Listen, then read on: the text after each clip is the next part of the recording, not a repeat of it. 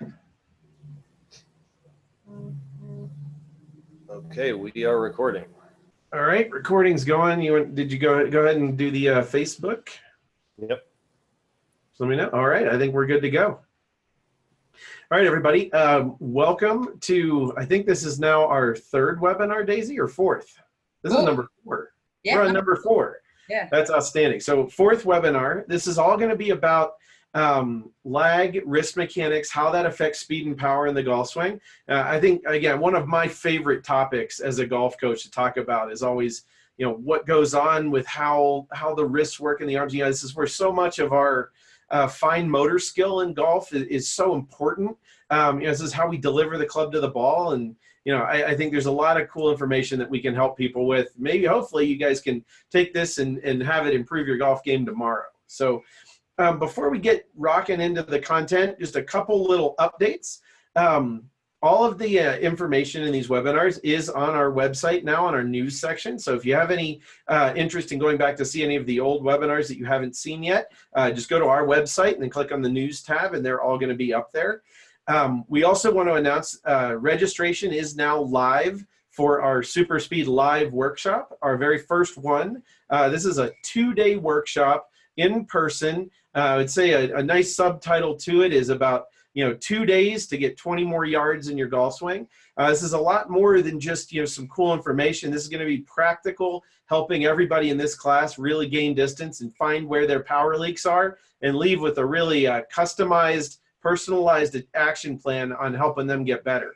Our very first one is going to be at the Golf Performance Center in Ridgefield, Connecticut. It's going to be September 14th and 15th, so 2 full days up there. There's information on this on our website. If you go to the website and click on the Live tab, there's a whole bunch of information about that event.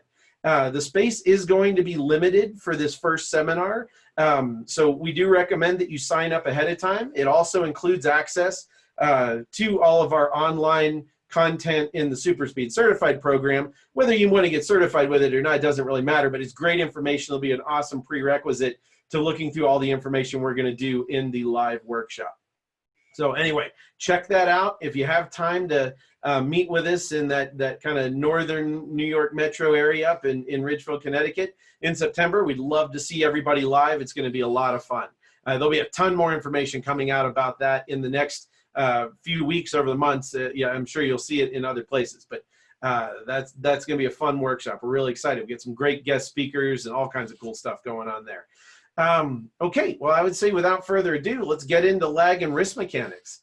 I'm going to go ahead and share my screen here. I'm just going to make sure all of that is working. We good on that, Daisy? Yep, we're good. All right, killer. So here we go. I think the first thing that I want to look at is really what is lag in the golf swing.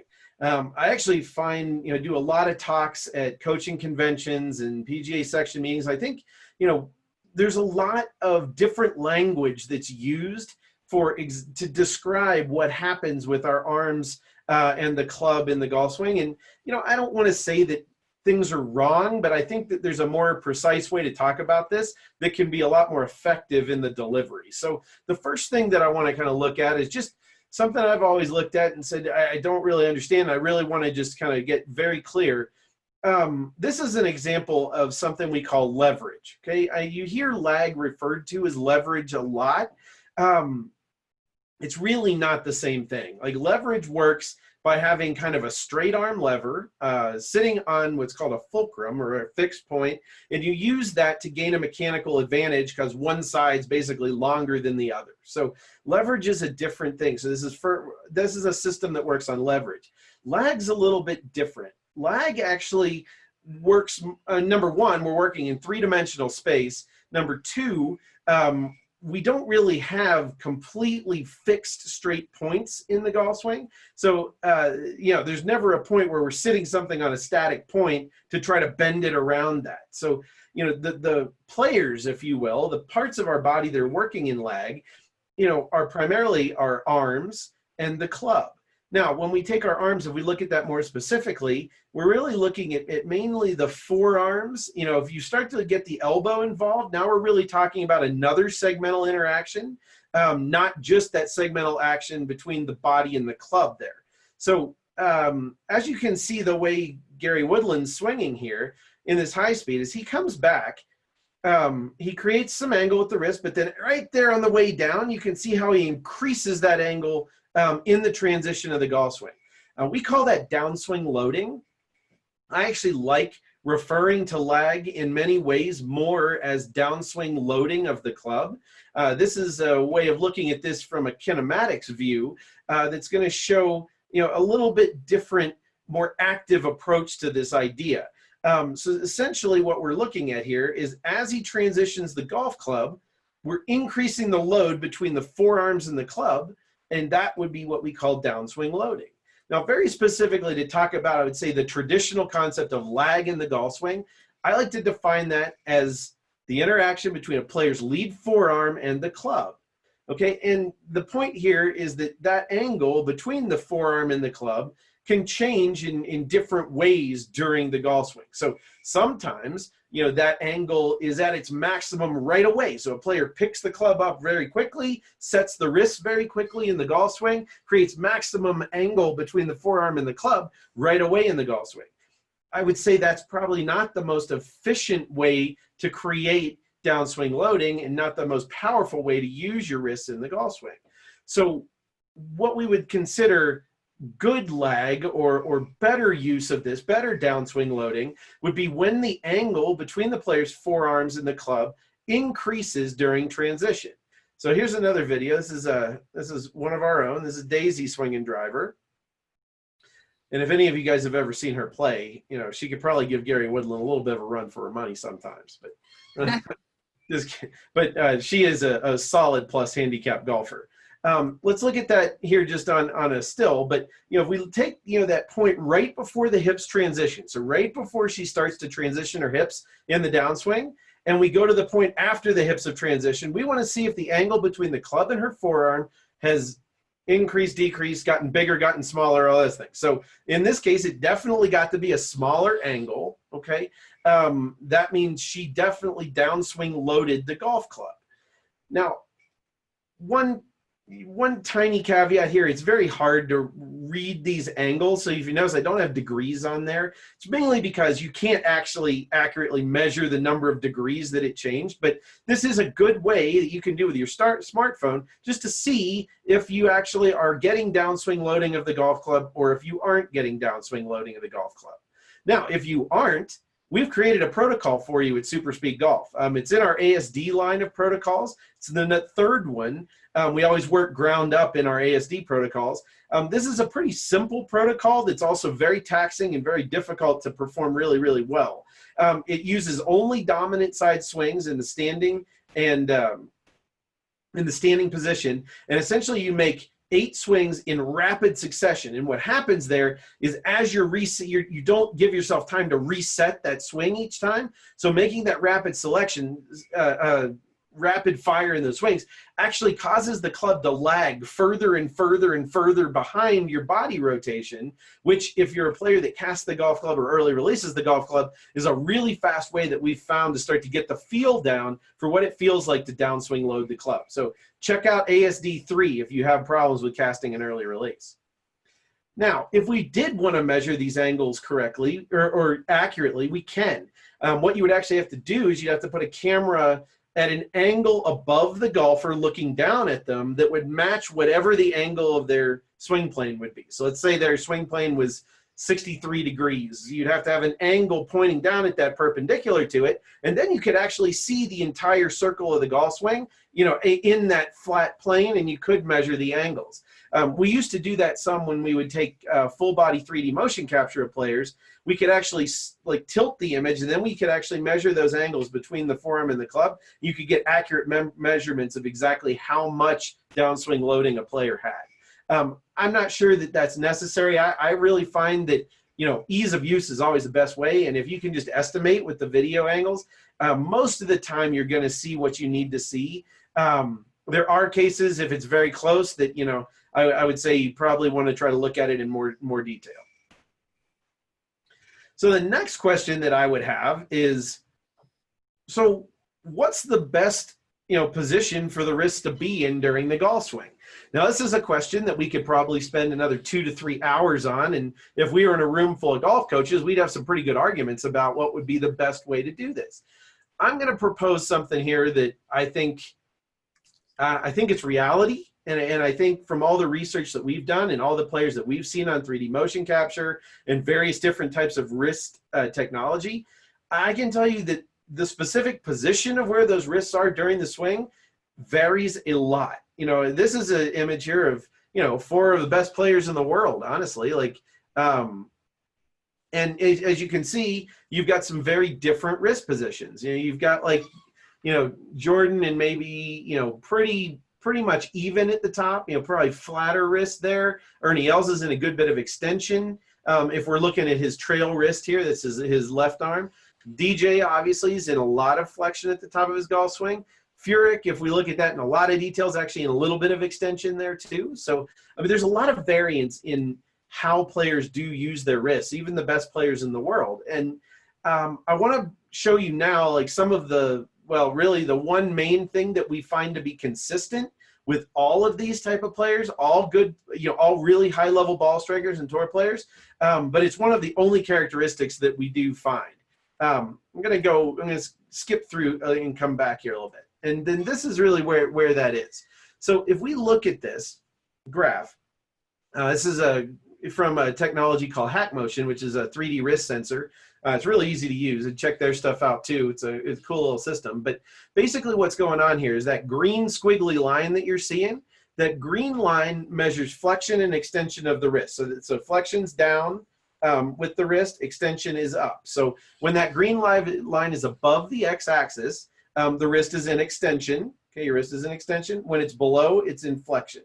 Okay, so if you notice, as that player is swinging through the swing there, this particular player starts with his wrist in a little bit of flexion, and then as he gets toward the top of the swing, it goes into a reasonable amount of extension, and then right before the top of the backswing. And what I like to say here is what happens right before the top of the backswing. It's a very important key moment in the swing. If we're looking on video, right before the top of the backswing is really where, with a better player, it's where the hips start to transition. This is where the lower body starts to transition the golf swing. So from that point, if we look at that in a little bit more detail, from that point, right from transition and then down through downswing into impact, you're going to notice that has a downward slope. So what that means is that player's wrist is in extension at the top, and then as he transitions, as the hips transition, it starts moving toward flexion.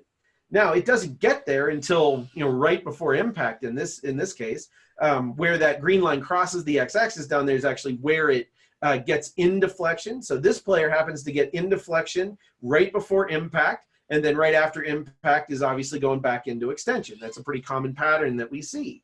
You can also notice that blue line is measuring radial and ulnar deviation. So that's going to be, radial is going to be up, ulnar is down that way with the wrist. So I think that's a really important key concept here. Let me go back here now and just kind of show you how that works with our actual wrists. So these are all those different motions that you're going to look at with your wrist. If your wrist moves in a bunch of different ways, it's a very flexible joint.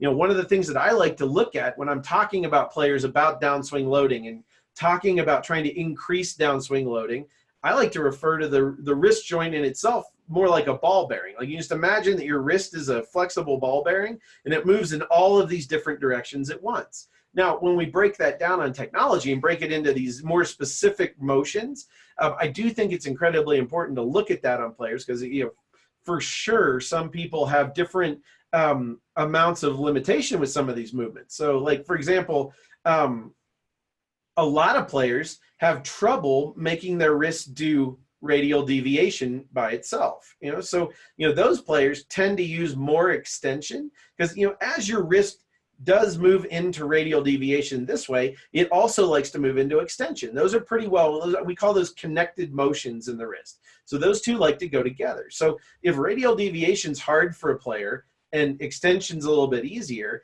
that's a player that a lot of times we'll see have a little bit more extension throughout their swing.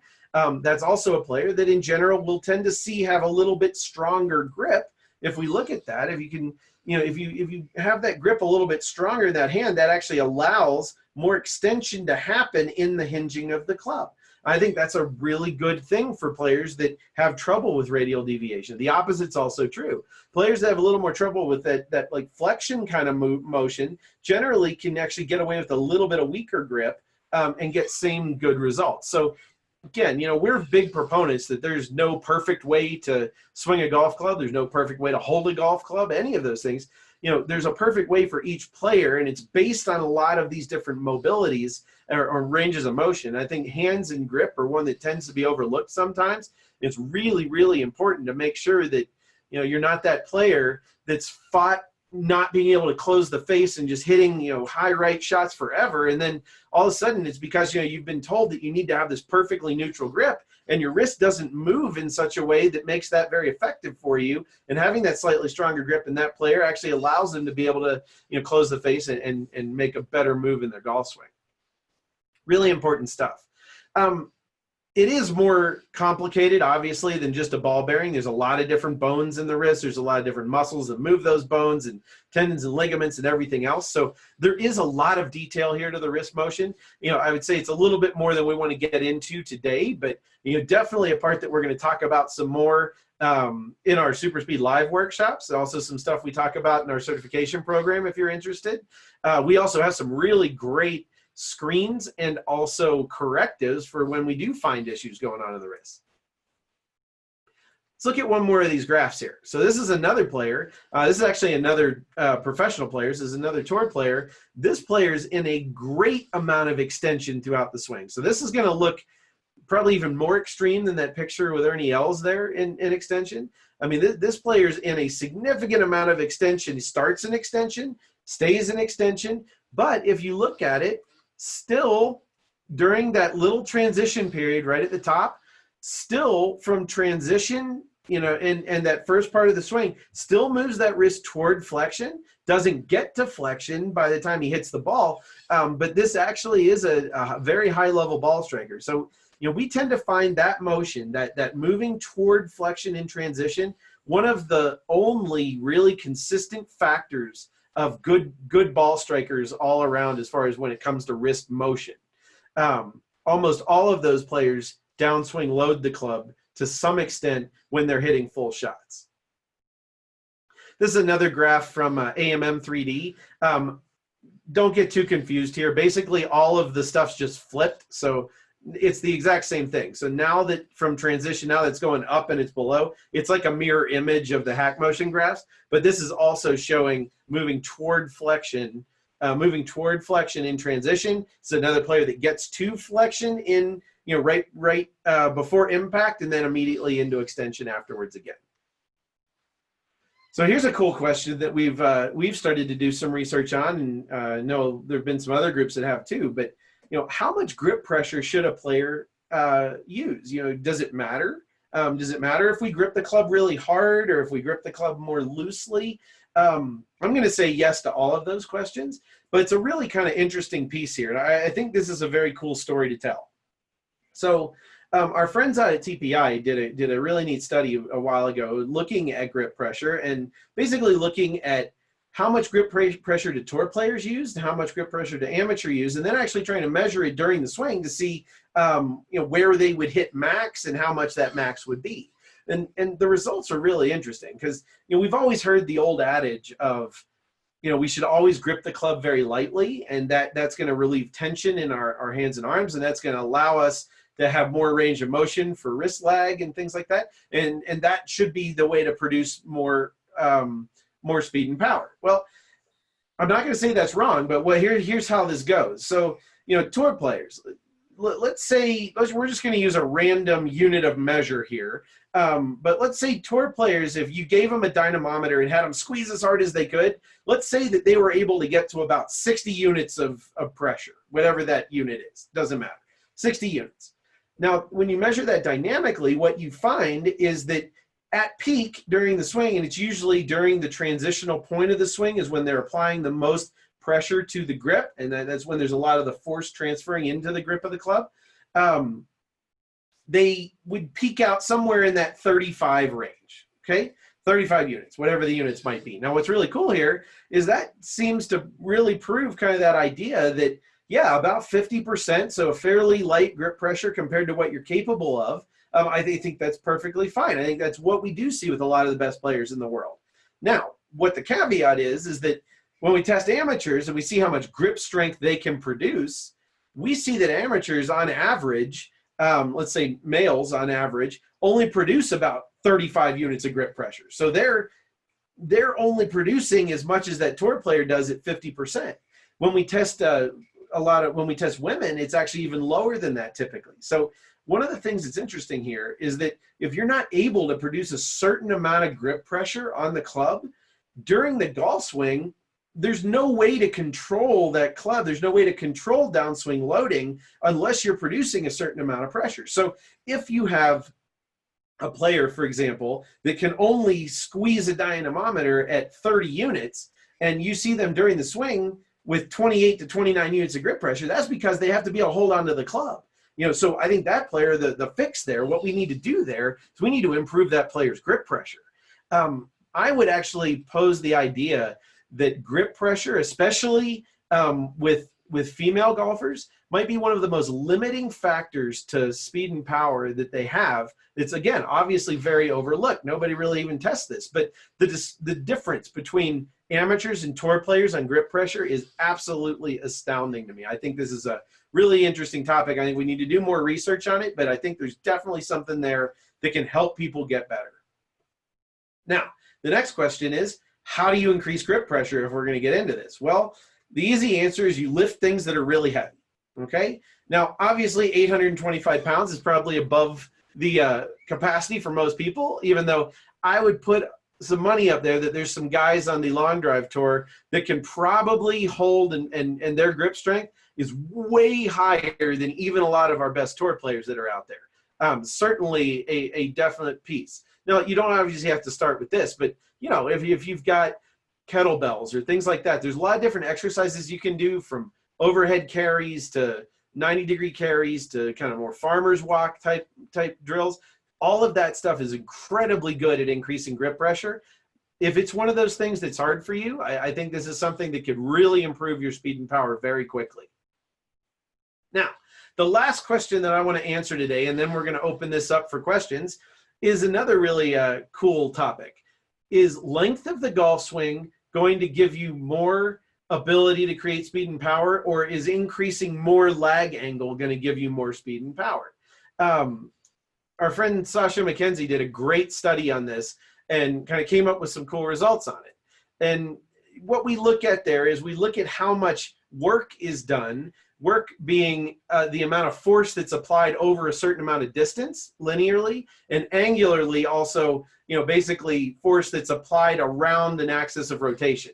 I'm simplifying this for you. You guys can read his papers if you want online. Highly recommend them if you really like to, you know, really geek out on some of the science on this stuff. But basically, here's the thing. This is my point. If I was to take a golf swing and add 3 inches to the length of that swing arc, we have 3 more inches to apply force to the golf club during that golf swing. Is that going to produce more speed and power, or is creating X number of degrees more lag or downswing loading going to produce more power?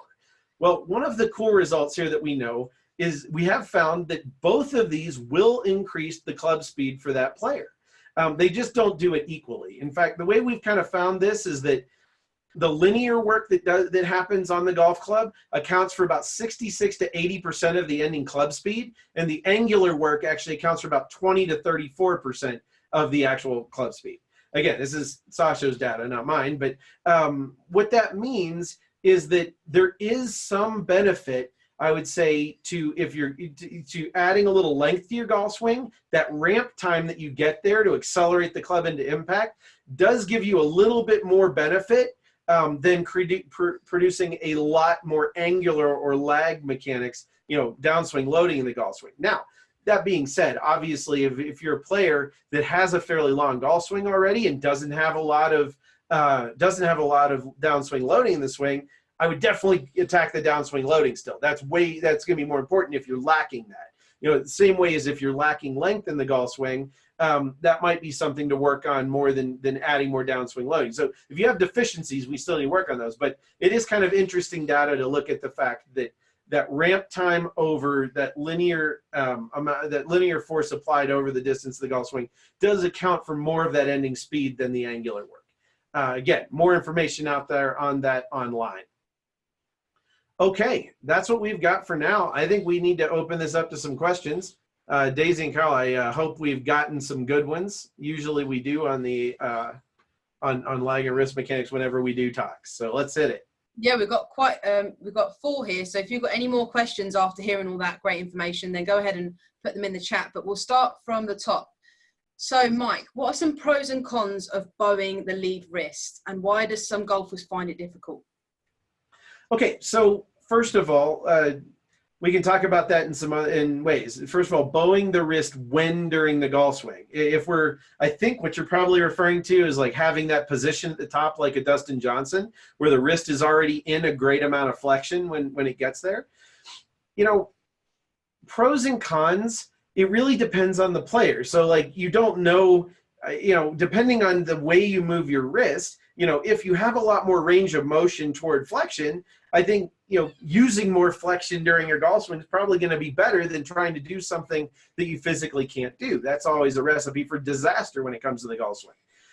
I will say this, you know, and again, DJ's a really big hitter. He's obviously a powerful player. He gets a lot of that power rotationally in his golf swing, you know, a little bit less from a lot of the lag and downswing loading, even though it does exist in his golf swing. And even though he is in a ton of flexion, he does still move into more flexion during transition, just like we saw there. I will say this though, you know, looking at a lot of the best long drive athletes in the world, most of all of those players, in fact, I'm not sure I've ever seen one that is in a flexed position at the top of their swing. Generally, those players are going to use, they're going to get pretty much into almost as much extension as they possibly can, and they're going to move that into as much flexion as they possibly can during their downswing. Think of that as just another segmental interaction that can be a power source. If you move range of motion from full extension to full flexion, you have more ramp time again there to gain acceleration of the club head. Now, a lot of those players, when you start to look at closure rate of the face, when you look at like how much area they have down around the ball where that face is square to the target line, it's usually extremely small. So, you know, the more range of motion you go through there, generally speaking, you know, the faster that closure rate is going to have to be to get the club to line back up around impact. So that could be a benefit for power.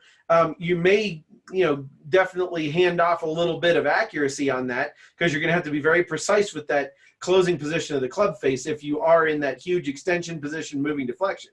So I think that a lot of those players like a DJ or the players that do end up with a flatter wrist at the top or a little bit of a flexed wrist at the top, they're generally your more rotational kind of players with their body. And they're actually doing that with their wrist to create a slower closure rate down at the bottom to actually keep the face square to the target line longer is really the goal for a lot of those players using their wrists, not getting every single tiny ounce out of power like a long drive athlete would be.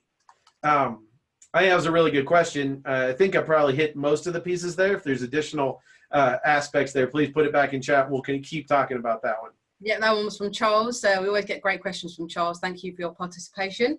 The next question is, where can you find the ASD protocols? They can be found on our website under training, so just head there.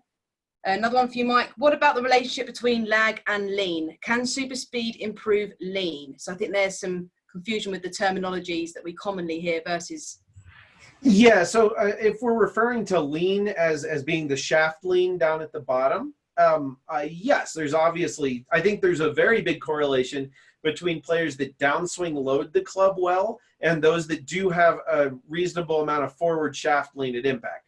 Forward shaft lean obviously being that the handle of the club is ahead of the golf ball when you hit it, which is delofting the club slightly. It's really the way irons are made to be hit. They're not made to be hit right at the bottom of the swing arc. You know, the best way to hit an iron shot is really to hit it before the bottom of the swing arc when the club's still moving on the way down. And we see that very commonly with the hands a little bit ahead. So the way I would answer it is this. There's a lot of different detail here that we can go into, but when a player downswing loads the club, they're using physics on their side to basically slow the timing of when that club wants to pass the hands. Because just like any other segmental interaction, at some point during the swing, basically what happens is that club wants to release. And when you've got a ton of speed going down around the swing arc, the club wants to release. So what's happening there is as that club starts to release in the kinematic sequence, you'd see the arm segment slow down. That's because the club fired and got around. So really what has to happen, and with a good sequenced golf swing, those things happen at the right time. Again, the downswing loading side of it is if I'm already on the downswing and I'm increasing the lag angle of the golf swing, it's not releasing, right? So think of it that way. Like when it's increasing the load of that segment, it can't release because it's actually going the other direction. So that actually delays when that club head is going to release, and that allows us to get into that better position at impact with some forward late shaft lean, with that downward kind of more compressed look to an iron shot that you see with a lot of the best players in the world. I think that's a very important topic, and it is very, very key, because when the sequencing of the golf swing isn't right, a lot of times what happens is the club starts to release too early. And when you look at that, if a player doesn't downswing load, let's say they load the club in the backswing and they try to hold the angle as much as they can on the way down, it's a losing battle. Like it's literally impossible to keep the club head from releasing in a full golf swing, just because of the amount of force and energy it's going at that point is going to make that club release. So finding ways to use physics on your side with downswing loading is really a huge key to improving impact position. In fact, I would even say that the biggest reason that amateur golfers cast and early release the golf swing is actually a sequencing problem in the body. Usually when we see that problem, it's because people don't separate and create that kind of lead with the lower body very well, and then that results in the club having to release too soon, and then in order to get it back to the ball, we have to really early release it and kind of scoop it a little bit at the bottom. Awesome. Good stuff. Okay, ready for the next one? Yeah, let's do it. About the ASD3 protocol, someone asked, does this protocol aggravate previous wrist issues like tendonitis or arthritis, and are there any modifications that can be made? I mean, obviously, if you have like a condition, especially the wrists are very, very difficult to, I would say if there are injuries with the wrist, I would take it very seriously. If you're getting pain in your hands or your wrist during your golf swing, I think is one of the most common things that like puts very good golfers out of this game. I would highly recommend not just dealing with that one and really getting that looked at. I mean, it is definitely a major killer. So if there's pain doing any kind of golf swing at all with your wrists, like you need to get that taken care of before you start doing a SuperSpeed program, especially. So the answer really is if you don't have pain in your wrist, the protocol is not going to aggravate it. It's just going to be trying to create a little bit more of the feel of creating lag, creating downswing loading in the golf swing. I think that is a very important question, though, to talk about on the pain side. Like you don't want to do that. Now, obviously, in our SuperSpeed protocols, because you're not hitting a ball, there's not going to be as much force going through your wrist. So it's probably less possible to hurt yourself doing that than actually hitting golf balls. But again, I would just reiterate, like if you're getting pain while you're hitting golf balls in your wrist, you should get that looked at by a certified golf medical professional as soon as you possibly can. Yeah, for sure. Okay, this is a good one. So should wrist position be the same at impact for all clubs in the bag?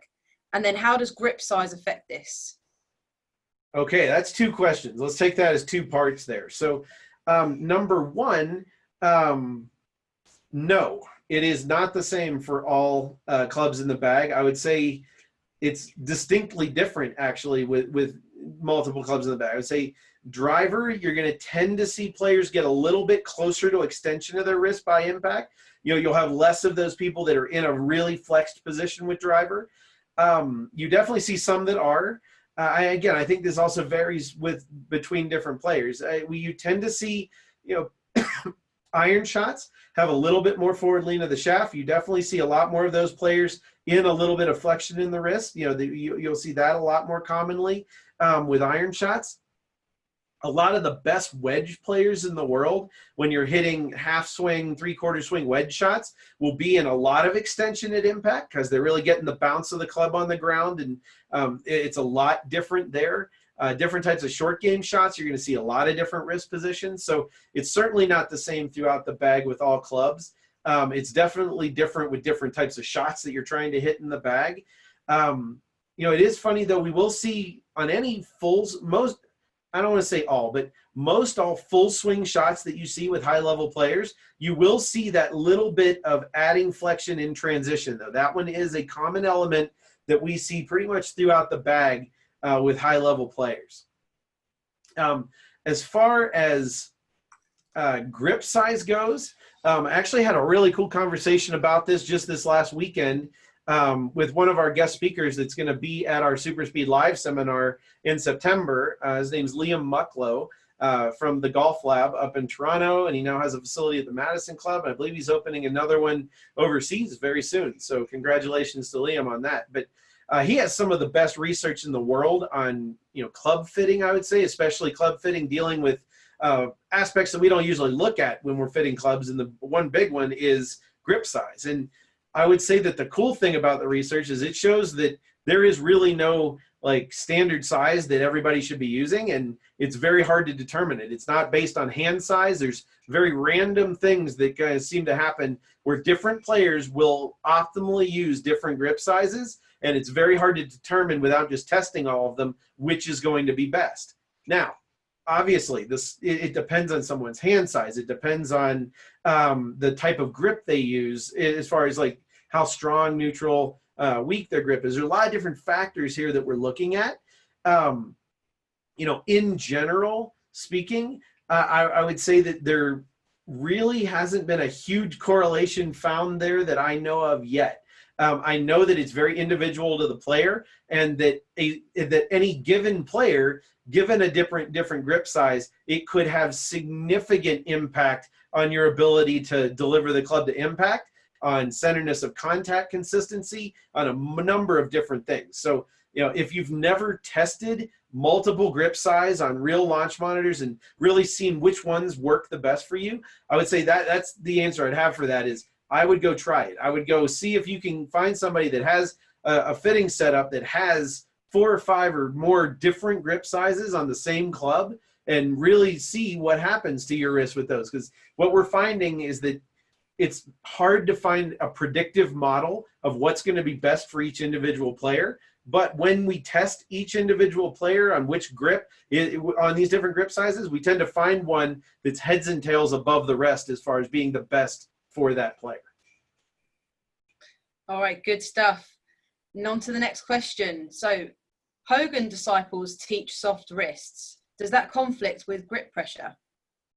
No, I wouldn't say that it does. I think it is very possible. And again, I think it is important to not have tension in your forearms, and having a lot of those muscles almost like really tense is going to make it difficult to create downswing loading of the club. It's going to make it difficult to use the skill elements of the golf swing with really closing the face and lining everything up at impact. So I'm not promoting that in any way. All I'm saying there is that, yes, in essence, a tour player that's able to produce a ton of grip strength doesn't use all of that during their golf swing. They're able to keep their hands at about that 50% rate-ish of how much they're gripping the club, where a lot of amateur players that can't produce that kind of grip strength, literally, if they try to hold the club extremely lightly, it's going to fly out of their hands during the swing. So when they're in their golf lesson and your golf coach is saying, oh, no, grip it really lightly, and they're just like banging their head into the wall because they can't do that and hit the ball, there's a reason for that. It has to do with the amount of grip strength they can produce. So again, I think it's actually true that we should be using a 50 to 60% peak amount of grip pressure during our golf swing. I just think that most players that are picking up a golf club physically cannot produce enough grip strength to be able to effectively only use 50% of what they've got. Awesome. Okay, what defines strong, neutral, or weak grip? And how much more work do you need to do to square up the club using a strong or a weak grip? Yeah, again, this is very dependent on the player, and all of those things, when you do change those, are going to make big changes to your swing very quickly. So, you need to definitely have a skill practice regimen there. So a strong grip, if you can see my hands, but a strong grip is basically where your grip's turned this way a little bit more. So like your left hand, we're backwards on there, aren't I? I'm looking like I'm a lefty. But essentially, if you hold your hands like you're gripping a golf club, and you can see more knuckles on your top hand, that's a stronger grip. And if you can see less knuckles on your top hand, the higher hand on the grip. So for a right-handed golfer, the left hand, that would be a weaker grip. So in general, like a stronger grip tends to play the club into a more closed face position throughout the swing. A weaker grip tends to play the club into a more open face position. So a weaker grip player is going to have more rotation of the grip of the face down through impact in order to square it. Stronger grip player generally, unless they open the club significantly during the swing, isn't going to have to close it as much. So I mean, there's pros and cons to both. I think in more detail there, it's just the way your hands move, what you're comfortable with, and the types of shots that you like to hit during play really should determine what kind of grip you use, not just a kind of arbitrary belief of which one's the best. Each player is going to have an optimal grip, but each one of those for every different player might be slightly different. Perfect. All right, last one I've got here. When a player hinges in the downswing, are they going into more flexion and extension or radial and ulnar deviation? Okay, let me get that again. When a player hinges during the downswing, so when they load the club, when they downswing load the club, the way that goes, so as they downswing load that club, so as the pelvis transitions and the club loads a little bit in the downswing, in general, that player is moving toward flexion and most of the time toward a little bit of ulnar deviation as they come down, okay? Because actually, we talked about extension and radial deviation being a connected movement. Flexion and ulnar deviation are also a connected movement. So they don't always pair up exactly, but they do kind of work together a little bit on the grip. For a long time, it was thought that, we really only used, hinge was only defined as radial deviation, and that was the only motion that we wanted. And just simply not anatomically the way our body works. It just doesn't happen. I actually like to define, again, like that ball bearing idea where it's just a loose motion, because every human being and every player in the golf swing, as they go into radial deviation, does go into a little bit of extension. Some go into a lot more. And then as they tend to go into flexion, they tend to go into a little bit of ulnar deviation, some a lot more than others. But those are those connected motions that happen. So as the club downswings loads in transition, we tend to see it move toward flexion. Usually players are in a little bit of extension somewhere. It is more rare to see the players like a DJ, they're already in flexion at that point, but they move in that direction, toward flexion, toward ulnar a little bit. And then as they move into impact, that tends to accelerate that amount of that's happening. So one of the other questions was, DJ's already in flexion at the top. Does he still move towards more flexion? He does. He does. In fact, he really doesn't get to extension in his golf swing pretty much until after impact. So again, it's just the way he learned how to play was to exaggerate that position a little bit. And because he's such a powerful rotational athlete, he's able to get away with that. And it actually is because he's able to rotate so far through impact. The fact that he's in that amount of flexion does actually improve, that speed of closure rate down at the bottom, which helps him be a little bit more consistent. Yes, if he didn't do that, it'd probably be impossible for him to line up the face. Theoretically, though, it probably could gain him a little bit of power there, more like a long drive athlete. But again, he's a PGA Tour player. It's really important for him to hit it as far as possible, but also within a relative amount of accuracy there to be able to be playable. It doesn't matter how far the ball goes off the grid on the long drive tour. It only matters the one that does line up. Right. All right. Okay. I think we are done with questions. Outstanding. Why don't we end it there? Again, everybody, thank you very much for coming. We really enjoy doing these webinars. We enjoy all the feedback that we get afterwards. Remember, we'll have these links out, and they'll be posted on the news section of our website probably in about a day or so. So if you know anybody that might be interested in watching it, please feel free to share the links. Also, again, check out that information about our SuperSpeed Live workshop. This is primarily geared toward everyday golfers. We want to help everybody here with speed and power. And, at these events, we're also going to show you some of the best ways to find really high-level coaches, fitness professionals, everybody that you might need in your area to help you with your golf game long-term. But we really want to kick it off in a great way with this event and really get you guys started on a path to a lot more speed and power and consistency in your golf swing. And then we'll help you find some coaches to continue that process as well. So from everybody here at SuperSpeed Golf, again, thank you for attending our webinar. I think we're going to close it here. Be looking for information on webinar number 5, which will be coming up next month.